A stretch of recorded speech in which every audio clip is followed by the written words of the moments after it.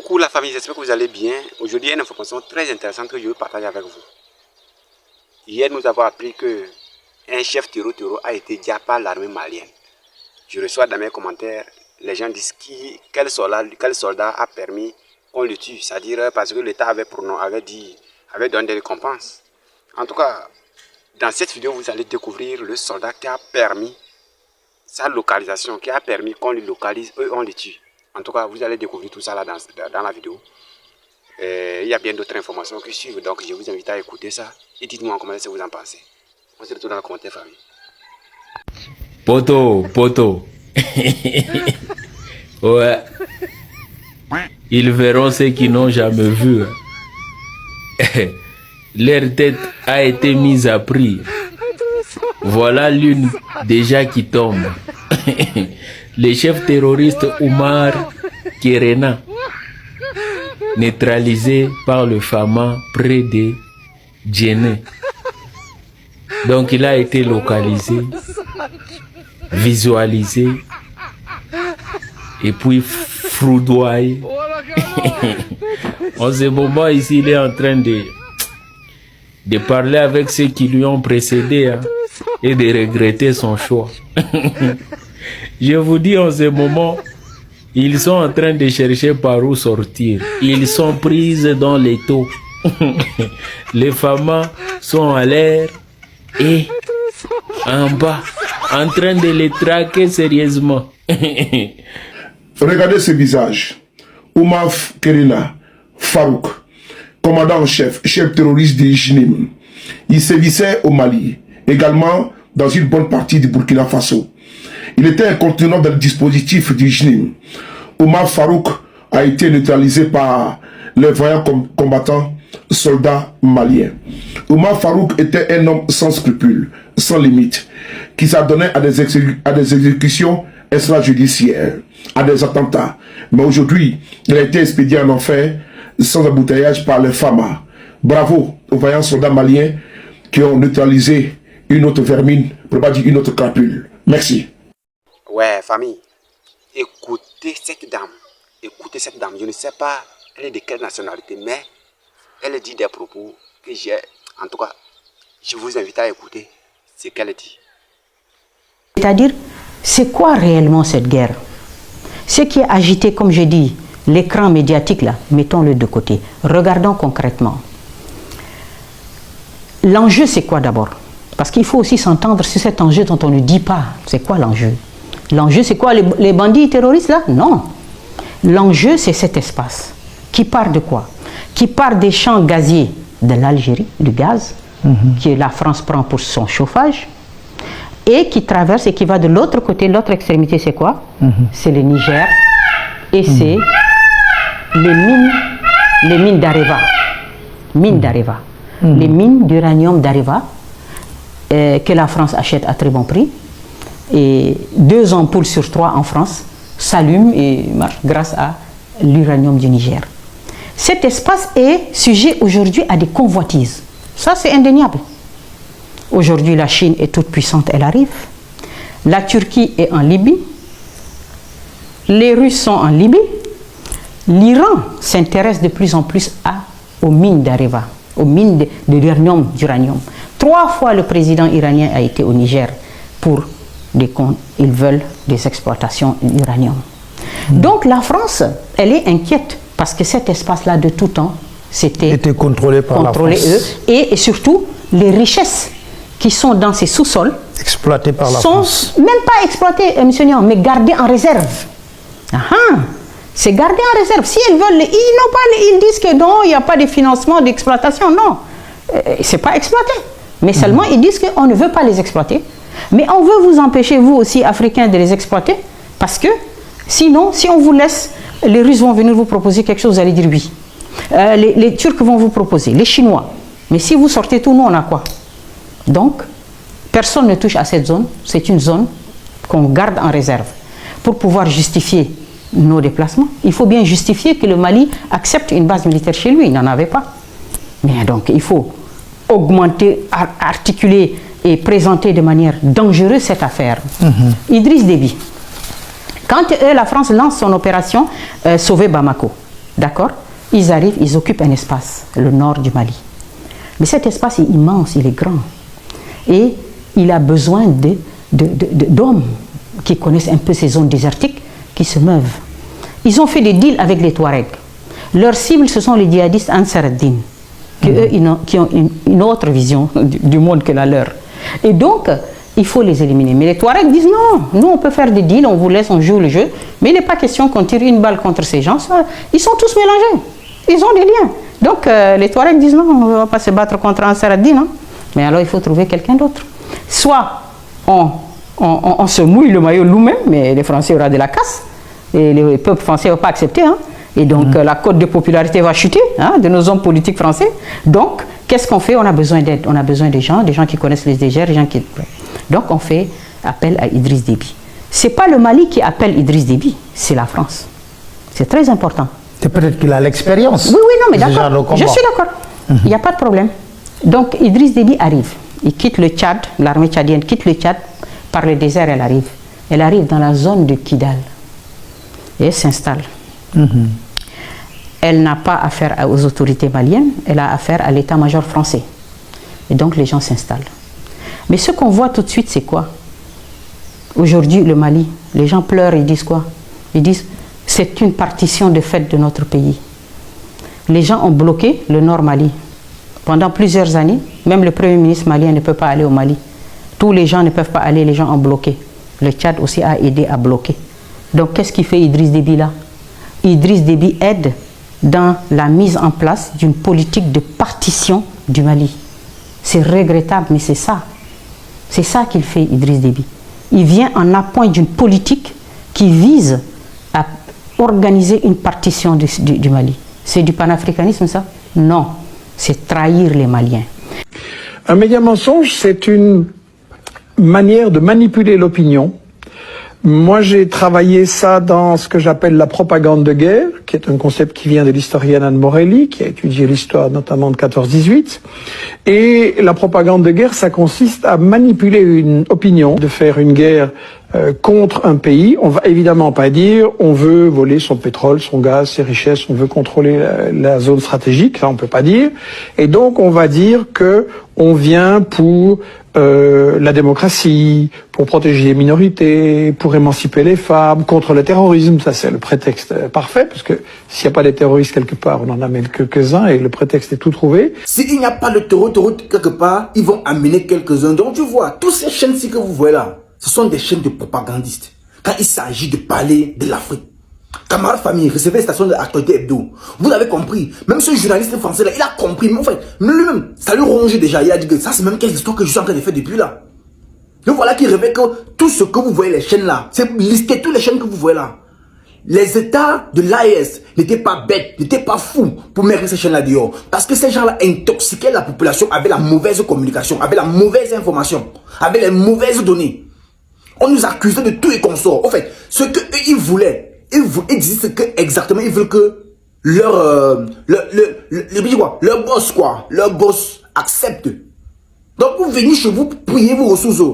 Ils vont vous dire, comme vous voyez là, il faut qu'on vienne vous combattre contre les taureaux. Mais s'il n'y a pas de taureaux chez vous, qu'est-ce qu'ils font? Ils vont amener quelques taureaux. Les gens qui sont prêts à se sacrifier, qu'on a déjà berné le cerveau, qu'on a menti. On va leur donner un petit sou, un petit truc là, et voilà.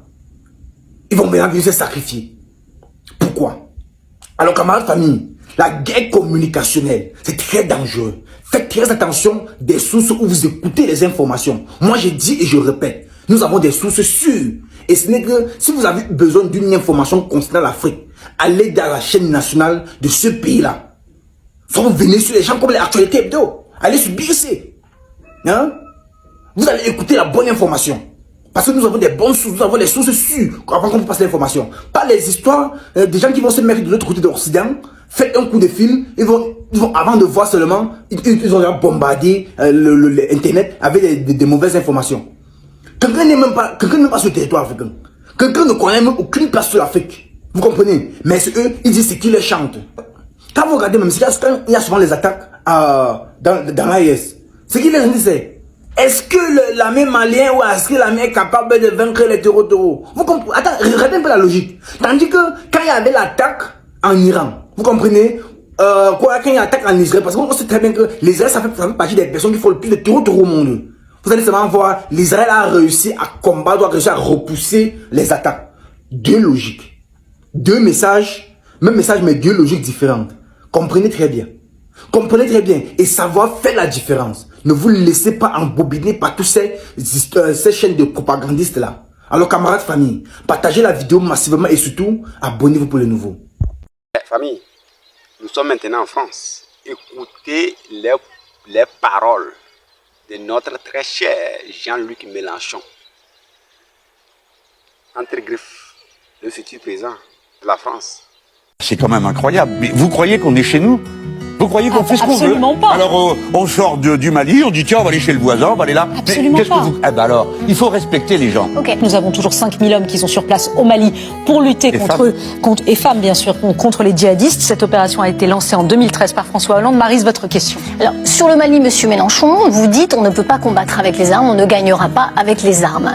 Alors, je vous pose cette question, comment alors combattez-vous l'islamisme radical au Sahel et les éventuelles séries d'attentats en France? Vous, président de la République, quand est-ce que vous engagez notre armée?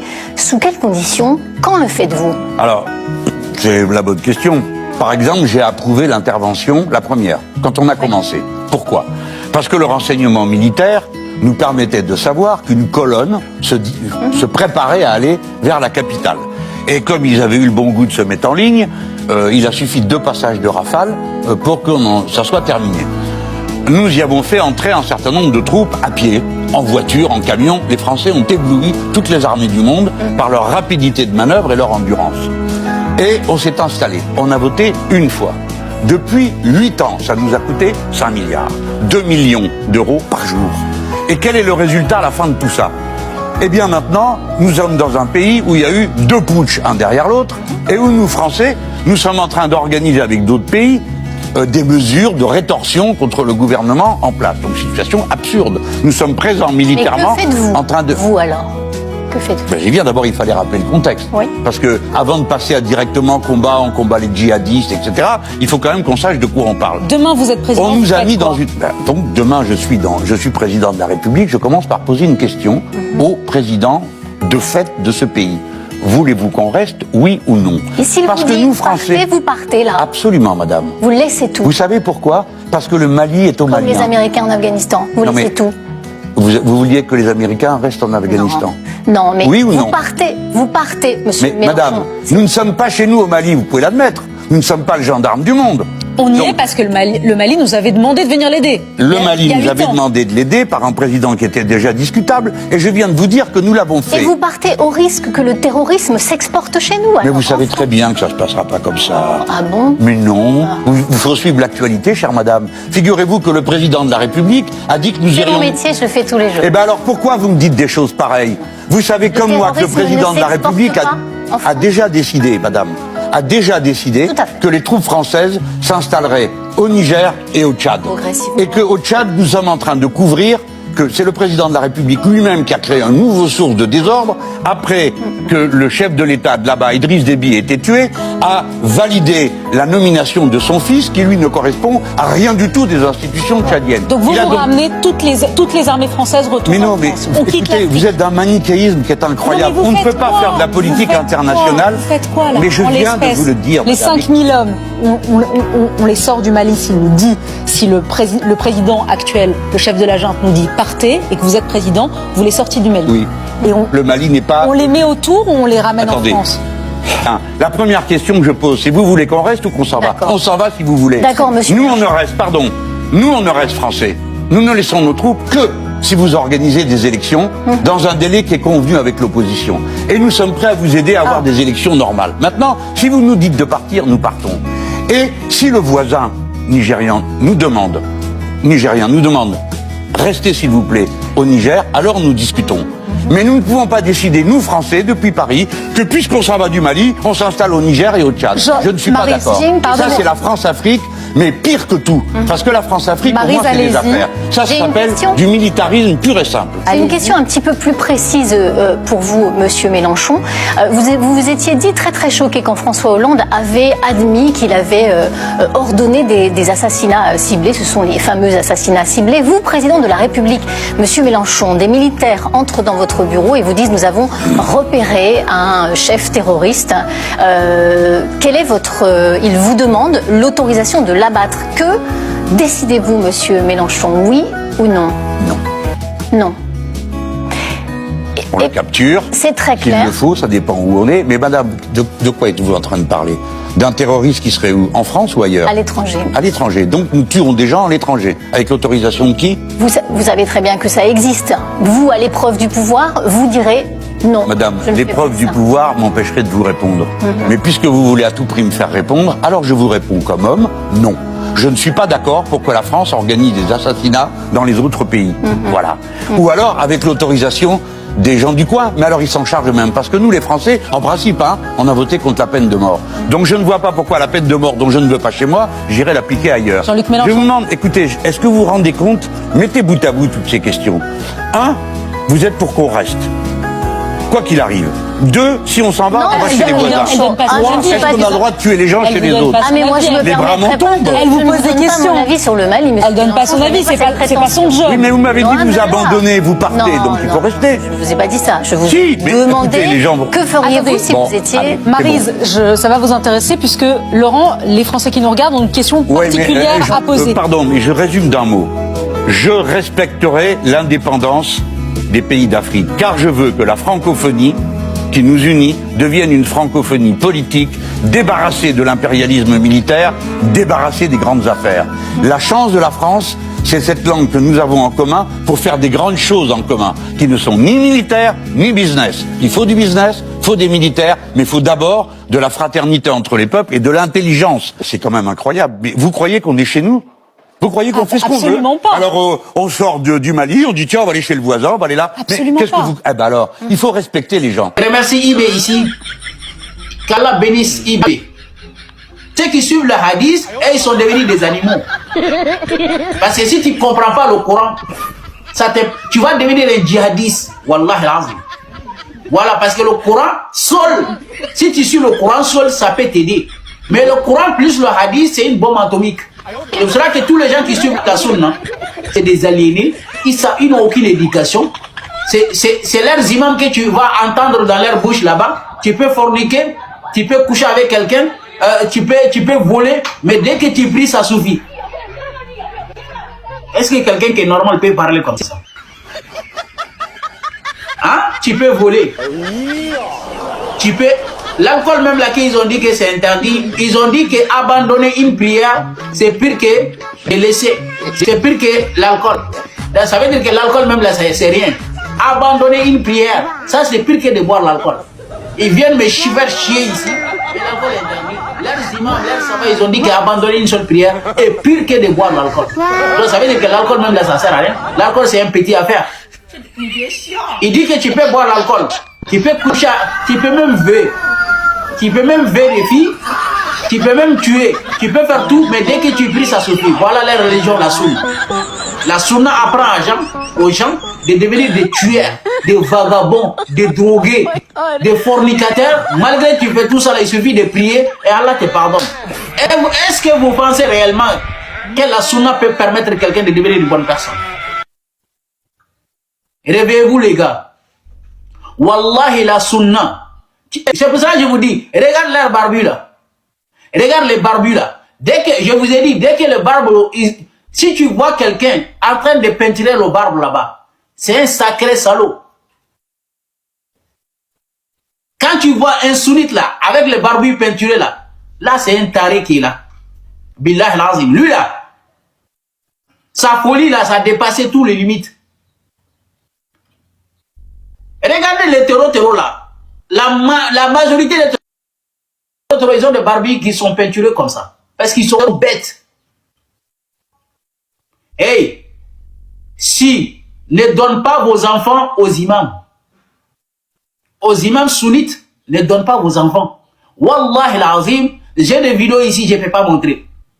J'ai des vidéos ici. Un enfant de 6 ans, 7 ans, on est en train de l'apprendre comment dire une personne. Un enfant de 6 ans.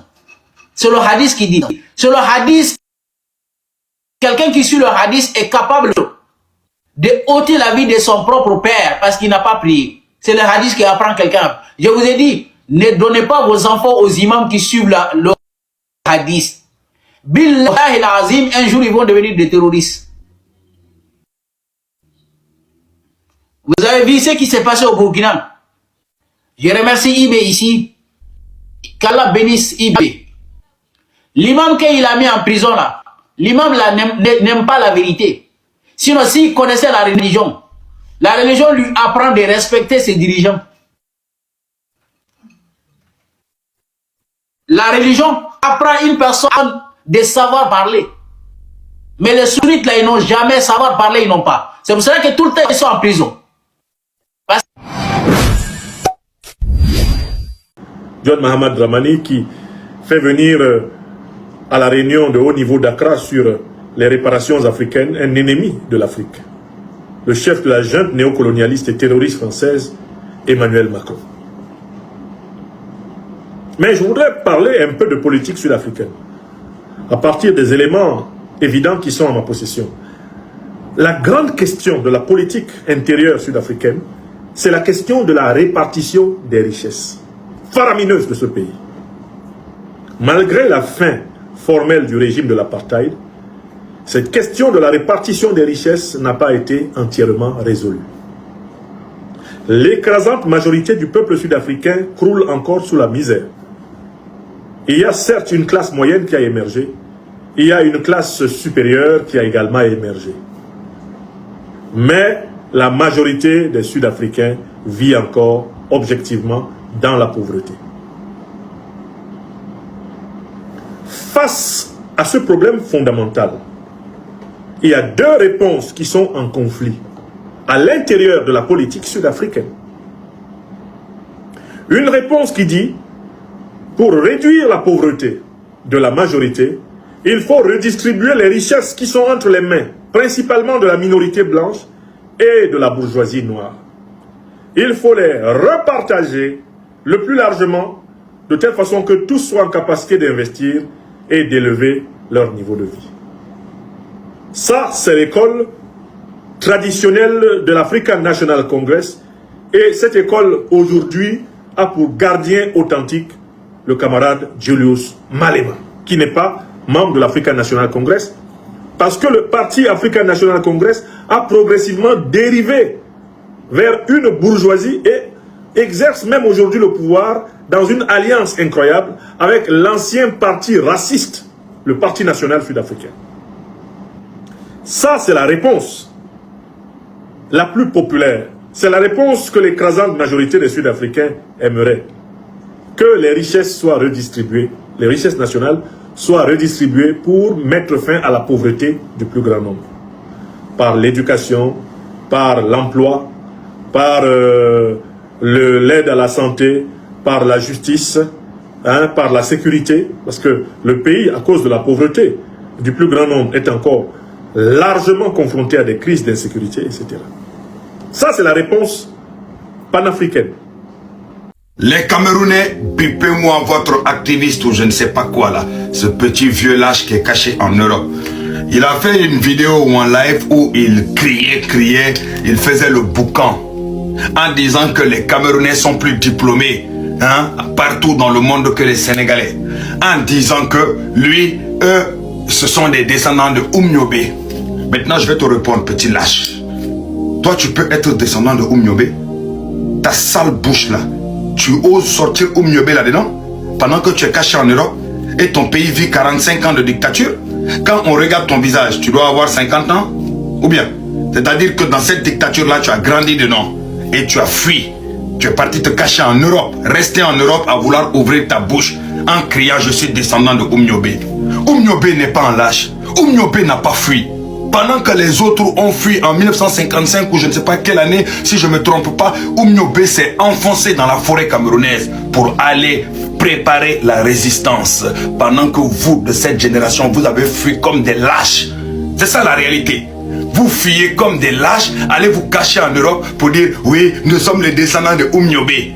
Non, vous n'êtes pas les descendants de Oumniobé. Les descendants de Oumniobé, ils sont sur le Cameroun, ils sont sur la terre camerounaise en train de se battre, en train de résister. C'est ça qu'on appelle les descendants de Oumniobé. Parce qu'ils appliquent ce que Oumniobé les a appris. Mais vous, vous utilisez seulement les noms des légendes tout simplement pour vous faire mousser. Mais en réalité, vous êtes des peureux tout simplement. Tu dis que les Camerounais sont plus diplômés que les Sénégalais. Je ne vais pas rentrer dans cette bataille de qui est plus diplômé. Parce que des diplômés, on en a partout. Mais tout le monde connaît l'intellectuel sénégalais. Et tout le monde sait dans le monde entier que c'est le haut niveau. Mais dis-moi, petit bouffon, les intellectuels du Cameroun vous ont servi à quoi depuis 1955? Dis-moi. Quand tu te vantes de quelque chose, faudrait que cette chose-là t'ait déjà servi dans ton pays. Mais ces intellectuels-là, ils sont où? Ils servent à ton pays? Non. Alors pourquoi t'ouvres ta bouche? Je vous ai dit, n'ouvrez pas votre bouche face à moi, parce que je vais vous déconstruire pièce par pièce. C'est-à-dire, je vais vous démonter pièce par pièce. Quand tu te regardes dans le miroir, là, tu n'as pas vu que tu vois un gros lâche avec sa grosse tête. Tu cries Oumniobé, mais tu te comportes comme un lâche, alors que Oumniobé ne s'est pas comporté comme un lâche. Mais utiliser le nom de Oumniobé pour te mousser avec, ça tu sais le faire. Tu cries, on a des intellectuels, mais ces intellectuels-là, ils n'ont jamais servi à ton pays, contrairement aux intellectuels sénégalais. Vos Camerounais qui travaillent à la NASA, là, ils vous ont fabriqué satellite pour que ça parte en orbite? Non. Au Sénégal, nos intellectuels nous ont mis notre satellite qui est parti en orbite depuis bientôt 2 ans maintenant. Oui, qui s'appelle Gaindessa. Oui, les Sénégalais gèrent leur satellite à distance. Vos intellectuels, ils vous ont servi à quoi? Depuis 45 ans, rien du tout. Nos intellectuels, ils nous ont servi à changer de président quand on en a envie, tout simplement. Vos intellectuels, ils vous ont servi à quoi? Que dalle. Nos intellectuels nous permettent de mettre des routes, des infrastructures et tout ce qui va avec. Et ce qui permet que dans notre pays, il n'y a pas de poussière, il n'y a pas de boue puant, il n'y a pas de poubelles à ciel ouvert, tout simplement. Vos intellectuels vous ont servi à quoi? Ils vous ont servi à rien. Nos intellectuels nous ont permis de pouvoir faire des rééditions de comptes quand on met des politiciens et quand ils finissent leur mandat, on permet de vérifier s'ils ont volé l'argent du pays ou non, tout simplement. Vos intellectuels vous ont servi à quoi? Ils vous ont servi à que dalle. Mais nous Sénégalais, nos intellectuels nous ont permis de pouvoir mettre des jeunes politiciens comme Ousmane Sonko et autres et autres. Est-ce que vous comprenez maintenant la différence? Les aigles ne volent pas avec les pigeons. Donc quand tu ouvres ta gueule derrière ton écran à crier, cette comédie-là, il faut le faire avec les petits bouffons qui te suivent tout simplement. Les petits ignorants qui sont pas allés à l'école au Cameroun, qui pensent que tu es quelqu'un. Tu n'es rien, tu n'es que dalle à part un lâche qui utilise le nom de légende pour se mousser avec. Les vrais descendants de Oumniobé, on est là. Nous, on a libéré notre pays. Nous, on est resté sur place. Nous, on a assumé comme des hommes. Nous, aucun politicien nous gère. Aucun politicien nous met au pas. Contrairement à des lâches comme toi. Vous êtes des esclaves tout simplement de Paul Biya depuis 45 fucking années. Est-ce que c'est clair? Donc quand tu parles, il est mieux de fermer ta gueule et éviter de mettre le nom de Oumniobé là-dedans. Parce que Oumniobé n'a pas eu le comportement de lâche que vous avez, tout simplement. Est-ce que c'est clair? Donc la prochaine fois, avant d'ouvrir ta bouche à ouvrir, il faut réfléchir. Il ne faut pas faire ça avec moi. Tu parles avec le meilleur activiste, influenceur d'Afrique. Est-ce que c'est clair? Moi, je vais toujours vous mettre au pas. C'est de ça qu'il s'agit. Nous, on est les descendants de toutes les légendes africaines. Et on a leur âme et leur esprit avec nous. Et ils n'aiment pas quand ils voient des lâches camerounais cachés en Europe qui crient, oui, on est des intellectuels, qui crient, oui, on est des descendants de Oumniobé. Oumniobé a quitté le Cameroun? Non. Il est resté sur place affronté. Oumniobé n'a pas parlé comme une femmelette pendant des années et des années. Oumniobé n'est pas resté sur place, n'est pas resté à distance en voulant faire de la résistance.